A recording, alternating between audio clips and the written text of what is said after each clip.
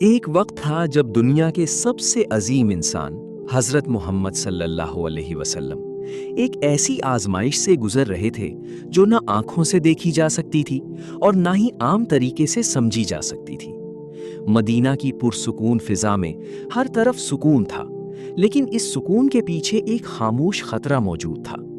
نبی صلی اللہ علیہ وسلم کو آہستہ آہستہ ایک عجیب کیفیت محسوس ہونے لگی۔ کبھی ایسا لگتا کہ آپ نے کوئی کام کیا ہے، حالانکہ حقیقت میں وہ کام ہوا ہی نہیں ہوتا۔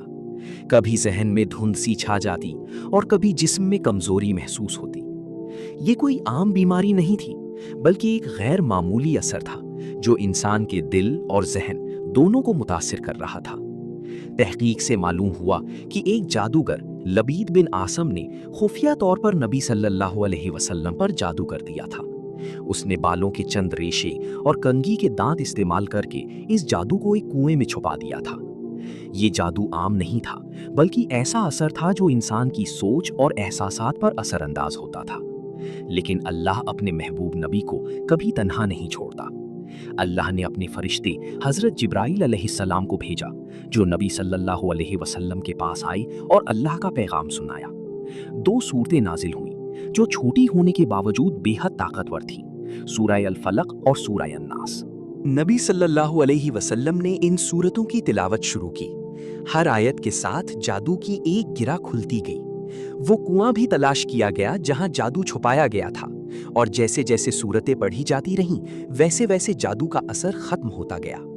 آخر کار وہ وقت آیا جب نبی صلی اللہ علیہ وسلم مکمل طور پر صحت یاب ہو گئے۔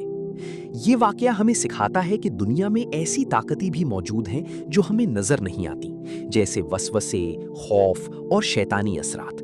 لیکن ان سب سے بڑی طاقت اللہ کی پناہ ہے۔ سورہ ناس ہمیں یہ سکھاتی ہے کہ ہم اللہ سے پناہ مانگیں، جو لوگوں کا رب ہے، لوگوں کا بادشاہ ہے اور لوگوں کا معبود ہے، ہر وسوسہ ڈالنے والے کے شر سے۔ جب بھی دل میں بے چینی ہو، عجیب خیالات آئیں یا خوف محسوس ہو تو سورہ ناس پڑھنی چاہیے۔ یہ سورت نہ صرف روحانی سکون دیتی ہے، بلکہ انسان کو ہر قسم کی نظر نہ آنے والی برائیوں سے بھی محفوظ رکھتی ہے۔ یہی وہ کلمات ہیں جو نبی صلی اللہ علیہ وسلم کی حفاظت کا ذریعہ بنے، اور یہی ہر مومن کے لیے بھی حفاظت کا ذریعہ ہیں۔